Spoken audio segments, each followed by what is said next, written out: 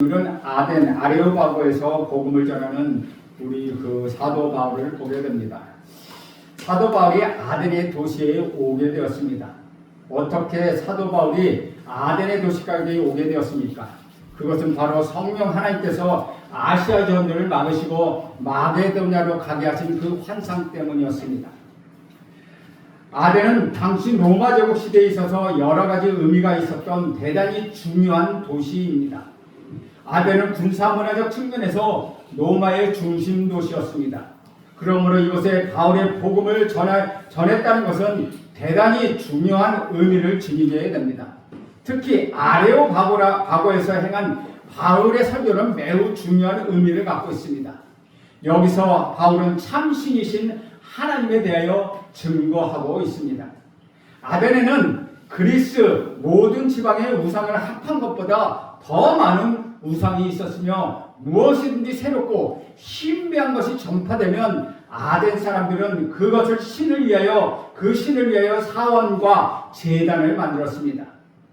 당시 바울은 아덴에서 전도하기에 앞서서 뒤따라오는 신라와 디모데를 기다리고 있었습니다. 그러나 자기 주변을 들어보니 음란하고 아주 우매한 우상으로 가득 찬 것을 보게 됩니다. 바울은 더 이상 지체할 수가 없었습니다. 바울은 우상들과 거기에 절하는 어리석은 인간들의 행위에 대하여 의로운 격분을 느꼈다는 것입니다. 그것은 마치 예수님께서 성전에 올라가셨을 때 성전에서 장사하는 사람들을 보고 매우 분노하셨다는 것을 볼 수 있습니다. 그와 같이 바울도 분노했다는 것입니다. 아덴은 미노티우라는 사람을 죽이고 아마존을 정복한 아타카 영웅인 데시우스에 의하여 건설되었습니다.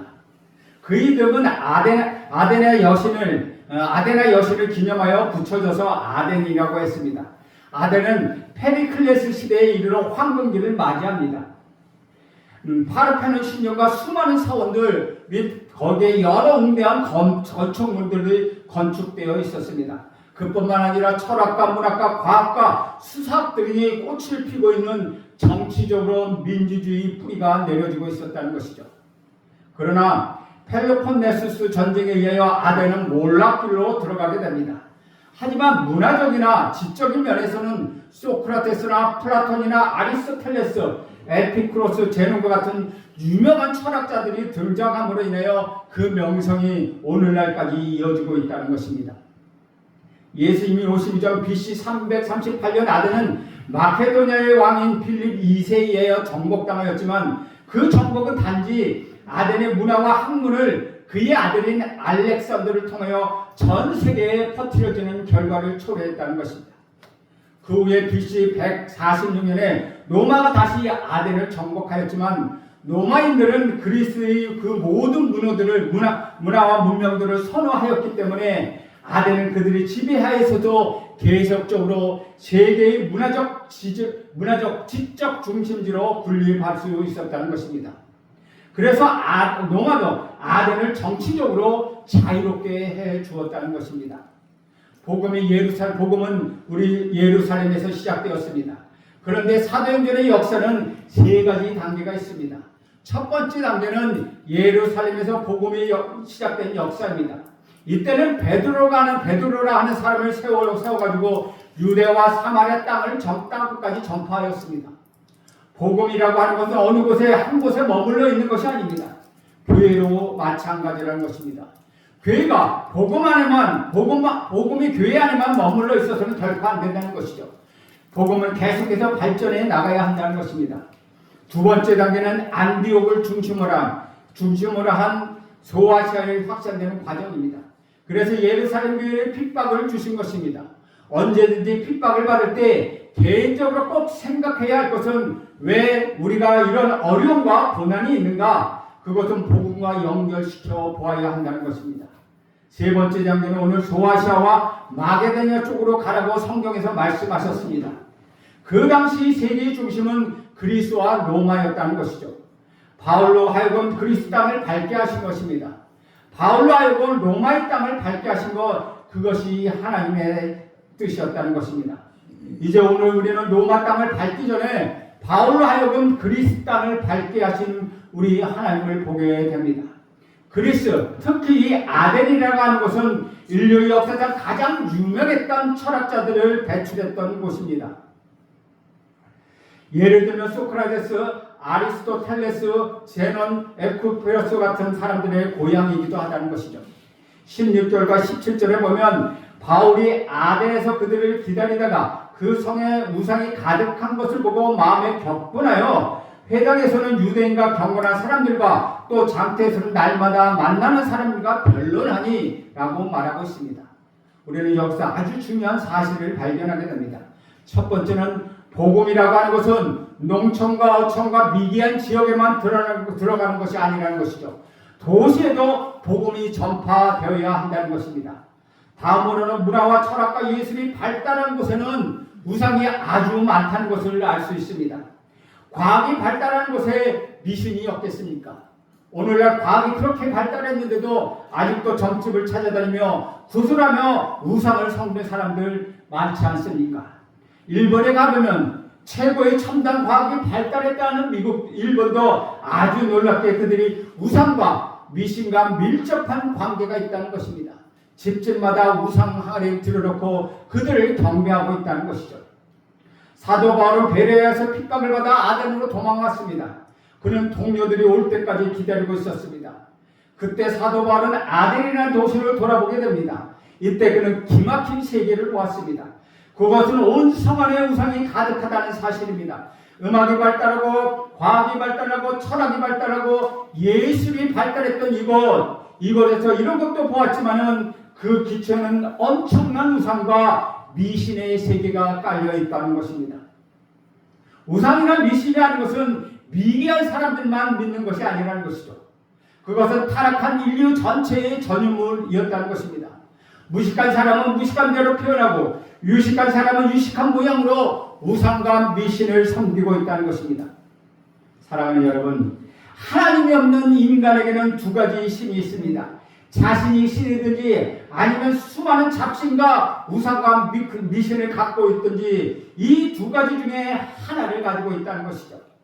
문화가 발달하면 발달할수록 우상도 더 정교하고 교묘하게 우리들 속에 파고들고 있습니다. 아덴은 우상으로 가득 차 있었습니다. 이것을 본 사도 바울은 두 가지 반응을 나타냅니다. 첫째는 분노에 가득 찼습니다. 바울은 문화적으로 아름다움을 느낄 수는 없었다는 것입니다. 그의 마음에는 굉장한 분노가 생겨났습니다. 그것은 죄에 대한 분노, 우상에 대한 분노, 사탄에 대한 분노였다는 것입니다. 주 안에서 사랑하는 여러분, 여러분은 이런 거룩한 분노를 느껴본 적이 있습니까? 우리는 쓸데없는 분노를 자주 내기도 합니다.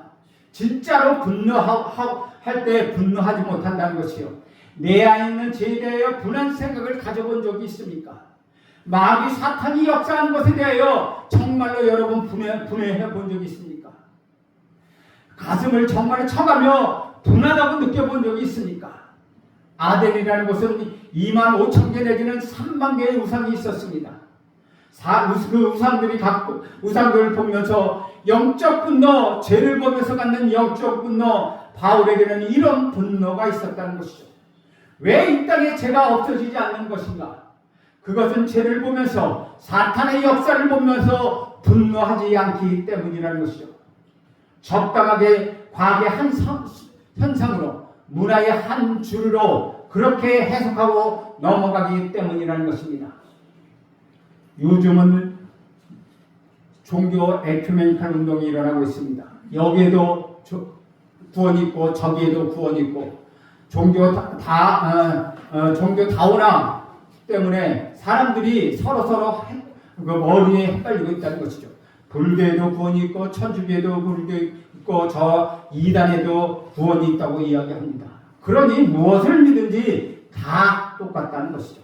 예전에는 그냥 우상과 미신으로 다가왔지만 이제는 교묘한 이름으로 우리에게 다가옵니다. 종교 다원화라는 이름으로 우리에게 찾아옵니다. 그리하여 다른 종교를 믿게 한다는 것이죠. 이것이 사탄이 교묘하게 그것들을 이용하는 것입니다. 사탄 마귀는 바로 그것을 통하여 우리에게 들어온다는 것입니다. 두 번째 반응으로는 바울은 복음을 선포했다는 것입니다. 그것에서 복음을 선포합니다. 유대인 회당에서 선포하고 사람들이 제멋대로 사는 시장에 가서도 선포하고 대중들에게 복음을 변증하고 있다는 것입니다. 18절 말씀에 보면은 어떤 에피크로스와 스토아 철학자들도 바울과 쟁론할세 어떤 사람은 이르되 이 말쟁이가 무슨 말을 하고자 하느냐 하고 어떤 사람은 이르되 이방신들을 전하는 사람인가 보다 하니 이는 바울이 예수와 부활을 전하기 때문이라. 거기에 대한 에피크로스 학파와 스토아 학파의 철학자들을 만납니다. 바울이 철학자들과 변론합니다. 여기서 에피크로스 학파와 철학자 학파는 사람들이 만들어낸 학파입니다. 에피크로스 철학자가 주장하는 것은 무신론입니다. 하나님이 어디 있으며 천국과 지옥이 어디 있단 말인가? 이 땅에 사는 것은 끝이다 라고 생각하고 이들은 잘 먹고 잘 사는 것이 최고라고 생각하고 있습니다. 그러니 이들이 바로 쾌락주의자였다는 것입니다. 쾌락을 그들의 신으로 섬기는 자들이었습니다. 그러다 보니 물질을 우상으로 섬기게 됐다는 것입니다. 그러니까 죽음을 모르고 지내는 자들이요 마음대로 놀고자 하는 그런 주의가 쾌락주의라는 것입니다. 오늘날의 현대인의 모습이기도 하다는 것이죠. 우리는 그들에게 죽음의 뒤에 심판이 있고 천국과 지옥이 있음을 가르쳐 주어야 한다는 것입니다. 스토아 학파는 에피크로스 학파와 정반대의 사람입니다. 신을 없다고 주장하는 에피크로스 학파와는 달리 그들은 모든 것이 다 신이다 범신론을 주장하는 사람들입니다. 모든 것에 대하여 신성이 있다고 주장한다는 것이죠. 바울이 그들과 쟁론을 했습니다. 그들과 논쟁하고 그들을 토론했습니다. 그리고 변론이 변하여 쟁론이 되었다는 것입니다. 전도는 변론이나 논쟁을 하는 것은 아닙니다. 변론으로 이기고 논쟁으로 이겨야 할지라도 사람들은 기분 나빠서 교회를 나오지 않는다는 것이죠. 그러므로 우리는 내게 있는 예수님을 주어야 한다는 것입니다. 나는 예수님을 믿고 이렇게 변화되었다. 나는 예수님을 믿고 이렇게 회복되었다. 나는 나의 육체적 고통이 예수님을 믿고 이렇게 치료되었다는 것을 그들에게 보여주어야 한다는 것입니다. 그들과 결코 말로 논쟁해서는 안 된다는 것입니다. 그들은 바울을 말쟁이라고 이야기합니다. 말쟁이란 말은 모이를 쪼아먹는 새라는 말로 왜 말쟁이라고 이야기합니까? 말쟁이라는 것은 여기서 나쁜 아주 사람들을 낮춰 부르는 말로 쓸데없는 말을 전하고 쓸데없는 이야기를 하는 사람들을 이야기합니다. 그런데 말쟁이라고 말하는 것은 사도 바울이 예수와 또 몸의 부활을 전했기 때문이라는 것이죠. 바울이 예수를 전할 때 뭐라고 했겠습니까? 예수님은 하나님의 아들이시다 라고 분명히 전했을 것입니다. 이것은 그들의 신관과 그들의 역사관과는 맞지 않습니다. 또 몸의 부활을 전했습니다. 예수님이 십자가에 죽으시고 사흘 만에 다시 살아나셨다는 것을 전했을 것입니다. 그들에게는 전혀 그런 철학이 없다는 것입니다. 그들의 세계관으로는 도저히 이해할 수 없는 일이었기 때문에 그들과 격렬하게 논쟁을 할 수밖에 없었다는 것이죠. 우리는 여기서 또 한 가지 사실을 알게 됩니다. 복음이라는 것은 세상의 철학과 종교와는 전혀 달리한다는 사실입니다. 많은 종교들은 자기들과 예수 교회와 비슷해지기를 간절히 바랍니다. 그래서 수많은 이단들이 나타나는 것입니다. 거기에도 구원이 있고 우리에게도 구원이 있다라고 해라. 선을 향하며 살자. 이런 선에서 이야기하자라는 것입니다. 그러나 그것은 절대 안 되는 것입니다. 왜냐하면 우리가 생명을 걸고 예수를 전하고 있기 때문이 아닙니까? 세상과 우리는 다르기 때문입니다. 주 안에 사랑하는 여러분, 결코 세상에 속해서 살지 마십시오. 사람의 철학과 사람은 다르다는 것입니다. 같을 수가 없다는 것입니다. 사람의 철학과 방법에는 구원이 없습니다. 인간이 만든 철학과 종교 속에 어찌 인간에 대한 구원이 있을 수 있겠습니까? 그것은 불가능한 일이라는 것입니다. 구원은 인간으로부터 나오는 것이 아닙니다. 구원은 밖으로부터 들어오는 것입니다. 선을 행함으로써 구원에 이른다면 우리에게는 하나님이 필요 없게 됩니다. 왜냐하면 내가 잘하기만 하면 되기 때문이라는 것이죠. 여러분이 선을 행한다고 하여도 거기에는 구원이 없습니다. 오직 하나님으로부터 오는 것, 그것이 바로 구원이라는 것입니다. 19절 20절에 보면 그를 붙들어 아레오파고로 가며 말하기를 네가 말하는 이 새로운 가르침이 무엇인지 우리가 알 수 있겠느냐. 네가 어떤 이상한 것을 우리에게 들려주니 그 무슨 뜻인지 알고자 하노라 하니 아덴은 아크로폴리스와 아고라 하는 이 두 곳을 중심으로 한 도시가 형성되었습니다. 그 가운데가 아레오파고 광장입니다. 우리나라로 말하면 광화문 광장 같은 곳입니다. 거기에는 수많은 지성들이 모여서 하루 종일 토론을 하고 변론하고 응별하고 발표하는 광장이었습니다.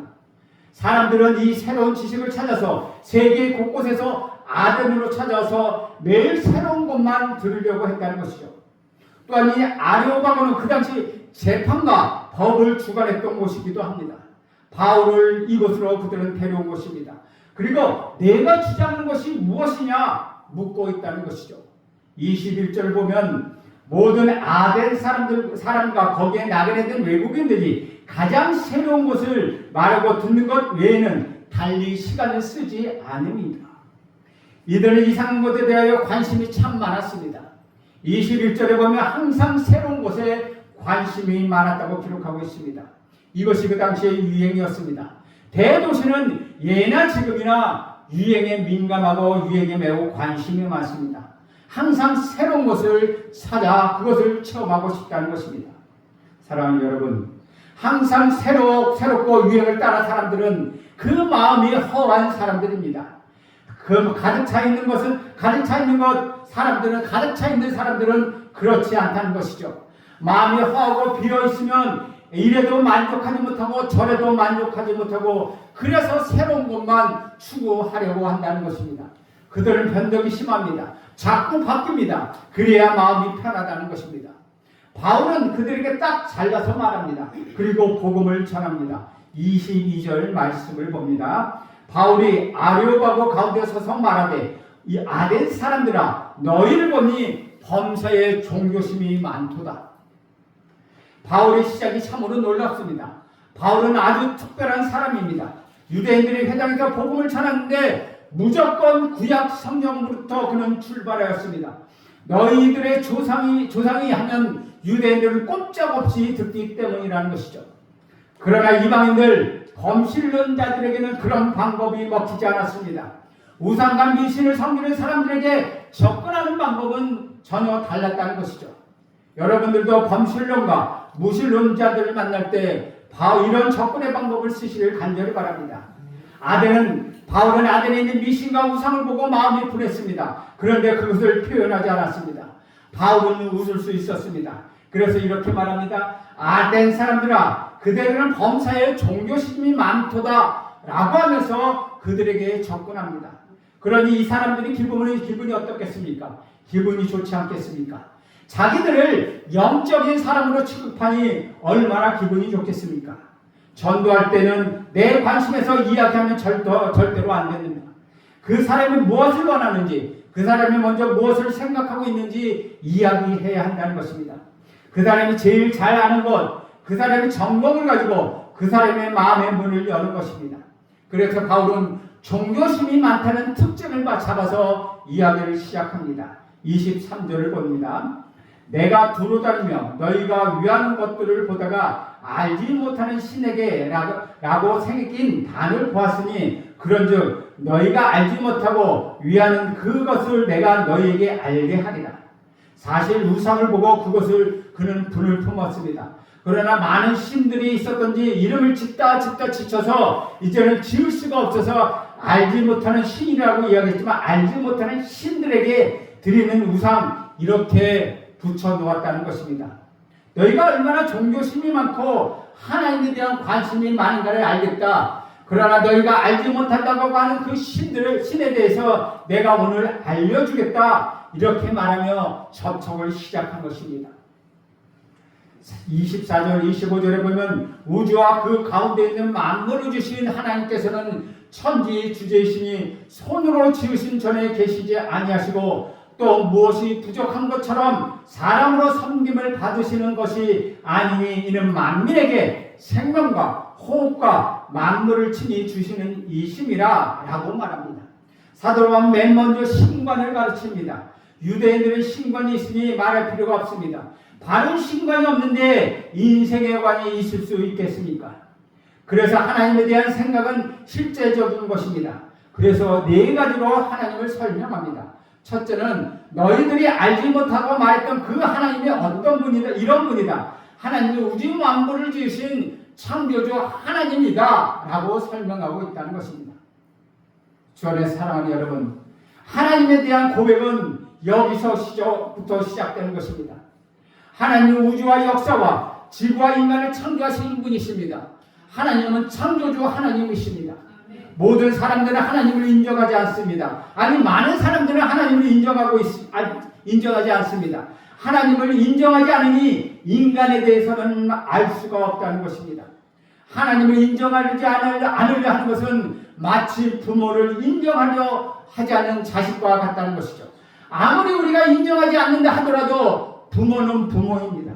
내가 아무리 하나님을 인정하지 않는다 하더라도 우리 하나님은 결코 없어지지 않습니다. 그것은 마치 손바닥으로 하늘을 가리는 것과 같습니다. 그래서 저 유명한 독일의 철학자 니체는 하나님이 죽었다, 신은 죽었다라고 말합니다. 그렇다고 니체의 하나님이 죽었습니까? 하나님은 결코 죽지 않았습니다. 니체 자신이 죽을 뿐이라는 것입니다. 여러분이 아무리 하나님을 부인한다고 해도 하나님은 부인당하지 않습니다. 다만 여러분에게 오는 축복, 그 축복이 없어질 뿐이라는 것입니다. 사랑하는 여러분, 창조주 하나님을 믿으십시오. 그 창조주 하나님을 믿는 것으로부터 우리 신앙은 출발하는 것입니다. 둘째, 하나님은 창조주이실 뿐만 아니라 천지주제이시라고 말씀하고 있다는 것입니다. 하나님은 주관자이시다. 인간과 우주와 역사를 창조하셨을 뿐만 아니라 그것을 창조하시고 통치하시고 운행하시는 그런 분이시라고 설명하고 있다는 것입니다. 사랑하는 여러분, 하나님은 인생의 방관자가 아니십니다. 하나님이 역사를 주관하고 계십니다. 하나님은 이 세상을 통치하시는 분이십니다. 이것을 믿으시길 간절히 바랍니다. 셋째는 하나님은 우주를 만드시고 인생을 창조하신 분이기 때문에 손으로 지으신 곳에 계시지 않다고 말하고 있습니다. 손으로 지으신 곳에 하나님은 없습니다. 우상이라는 것은 누가 만들었습니까? 사람이 만들었습니다. 자기가 만들어 놓고 하나님이라고 합니다. 얼마나 어리석은 일입니까? 자기가 조각해서 만들어 놓고 그것을 하나님이라고 섬깁니다. 참으로 어리석고 어리석은 일일 수밖에 없다는 것이죠. 하나님은 인생이 아니기 때문에 사람이 지은 어떤 물건에 계시지 않는다는 것입니다. 하나님은 교회에만 계시고 집에는 계시지 않는다는 생각을 결코 하지 마십시오. 하나님은 어디에서나 계시다는 것입니다. 하나님은 이 세상 어느 곳에나 계시는 하나님이십니다. 넷째는 하나님도 무엇이 부족한 것처럼 느껴서 사람의 손으로 섬김을 받는 것은 아니라는 것이죠. 사람이 하나님 앞에 드리는 헌금이나 재물을 받고 사시는 분이 아니라는 것입니다.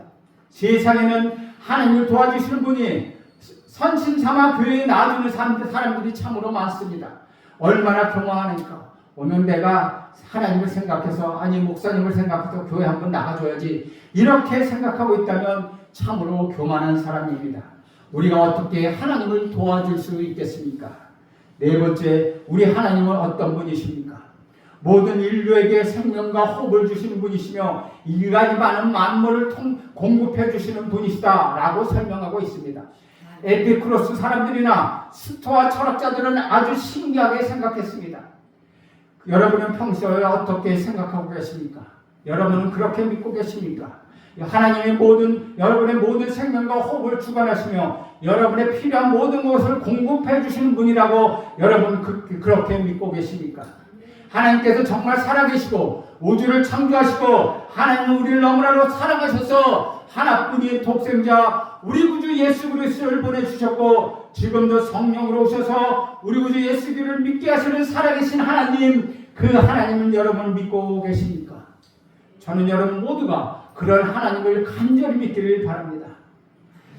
저는 여러분이 모두 하나님 믿고 또한 체험하기를 간절히 바랍니다. 하나님은 믿음의 대상일 뿐만 아니라 체험의 대상입니다. 또한 사랑의 대상입니다. 살아 역사하시는 창조주 하나님이십니다. 여러분에게 생명과 호흡과 모든 것을 주시고 독생자 우리 구주 예수 그리스도께서 아낌없이 이 땅에 오셔서 자기 생명까지 주셨습니다.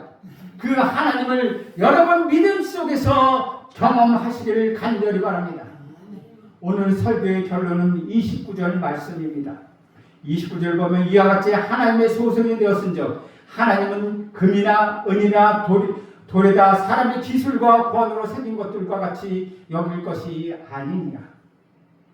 바울은 이 구절에 자신이 섬기는 참 하나님을 그들에게 바르게 인식되고 또한 믿기를 바라는 영혼을 담았습니다. 그들은 이 하나님을 신이라고 말로 들었지만 바울은 여호와 하나님이라는 말로 사용하고 있다는 것이죠. 30절과 31절을 보면 알지 못하던 시대에 하나님이 간과하셨거니와 이제는 어디든지 사람에게 다 명하사 회개하게 하셨으니 이는 정하신 사람으로 하여금 천하를 공의로 심판하는 날 작정하시고 이에 그를 죽은 자 가운데서 다시 살리신 것으로 모든 사람에게 믿을 만한 증거를 주셨습니다. 30절 31절은 과거 현재 미래의 시간이 나란히 등장하고 있습니다. 과거 무지 시대에 하나님은 지나치셨지만 오늘 회개하라고 명령하셨고 계십니다. 그리고 그렇지 않으면 내일엔 심판하실 것이라고 말씀하십니다. 심판의 확실한 근거로 바울은 예수 그리스도의 부활을 제시하고 있습니다. 이를 정하신 사람 바로 우리 구주 예수 그리스도이십니다. 천하의 공의로 심판하신 날을 작정하셨다는 것이죠. 사실 복음을 받아들이지 않는 것 그 자체가 심판입니다. 정하시고 그리고 죽은 자 가운데서 다시 살아나신 예수님이 바로 온 천하의 구원이시기 때문입니다. 그리고 모든 사람들 천하를 공의로 심판하는 심판이시기 때문에 우리 하나님에게 그분에게 회개하라고 담대히 촉구하고 있는 것입니다.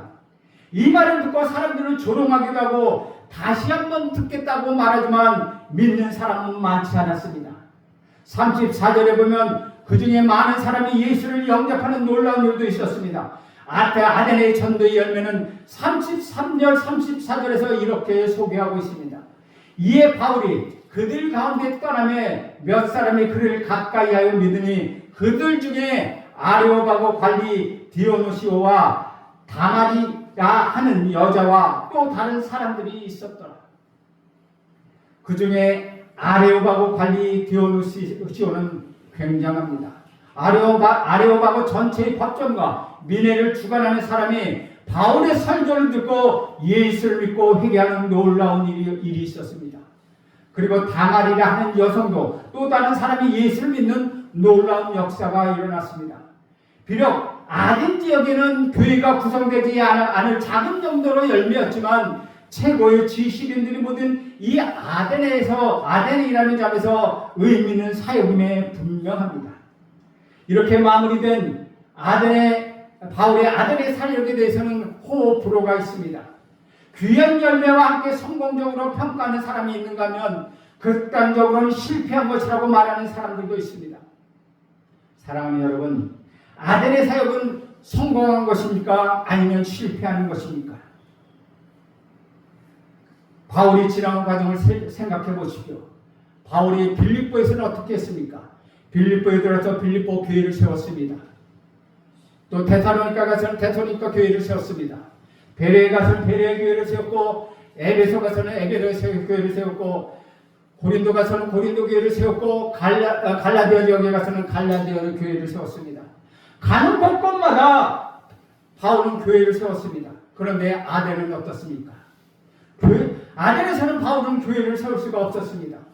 그렇다면 아덴의 사역은 성공이라고 할 수 있습니까? 실패라고 할 수 있습니까? 사랑하는 여러분, 사역자들은 씨를 심고 물을 주는 것입니다. 거기서 자라게 하시고 열매를 맺게 하시는 것은 오직 우리 하나님이십니다. 사역자들은 오직 자신이 일하는 것으로 상을 받게 된다는 것이죠. 바울은 최선을 다했습니다. 성경도 하나님도 알지 못하는 이들에게 어떻게 해서든 복음을 전하려 했던 그 노력을 우리 주님은 귀하게 여기신다고 말씀하십니다. 분명히 아덴의 결과는 좋지 못했습니다. 이전에 전도 사역에 비하여 보았을 때는 그 열매가 아주 미미한 것 사실이었다는 것이죠. 세속적 기준으로 보면 어떤 이들의 주장처럼 실패한 사역이었다고 할 수 있습니다. 하지만 하나님의 관점, 우리 주님의 관점으로 보면 그렇지 않다는 것이죠. 바울은 갑작스럽게 주어진 전대의 기회를 피하지 않았습니다.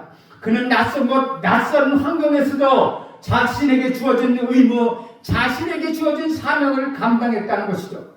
그렇다고 요나처럼 대충해서 전하지 않았습니다. 그는 최선을 다했다는 것입니다. 주 안에서 사랑하는 여러분, 바울이 실패한 것입니까? 성공한 것입니까?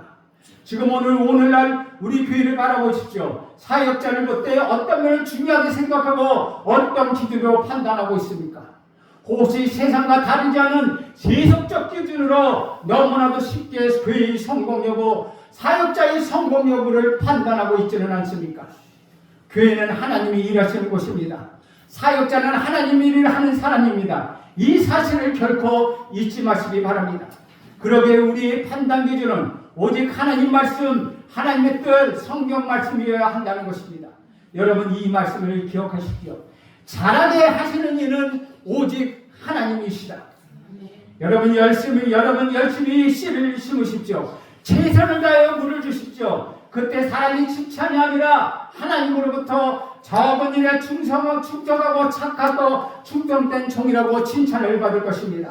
그리고 우리 주님을 바라보십시오. 천국을 소망하십시오. 그래서 이 땅에 최선을 다하여 살아가십시오. 주님께 충성하는 여러분 모두가 되시길 간절히 바랍니다. 그러면 여러분 성공할 것입니다. 여러분 넘어져도 일어설 것입니다. 환난이 찾아도 여러분 넉넉하게 이겨낼 것입니다. 여러분이 세상에 승리할 것입니다. 아무 누구도 여러분을 건들 수가 없습니다. 세상이 여러분을 감당할 수 없게 될 것입니다. 여러분 걱정하지 마십시오. 사탄은 이미 따라갔습니다. 여러분에게 있는 저주는 풀렸습니다. 고통은 사라졌습니다. 여러분 모두는 승리자요 우리 하나님의 자녀라는 것입니다.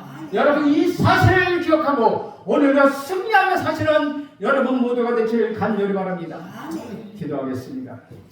하나님 아버지, 세상의 헛된 신과 욕망을 따라 사망에 치달았던 우리 삶을 돌이켜보며 예수 그리스도 안에서 생명을 주시고 풍성한 삶을 살게 하여 주시옵소서. 하나님 우리가 생각하고 계획한 대로 움직이려는 우상교의 신앙에서 돌이키게 하옵소서. 하늘이 땅보다 높은 같이 주님의 길이 우리의 길보다 높으며 주님의 생각이 우리 생각의 높음을 신뢰하며 순종하며 살아가게 하옵소서. 이 땅에서 승리하며 살게 하옵소서. 예수님의 이름으로 기도하옵나이다. 아멘.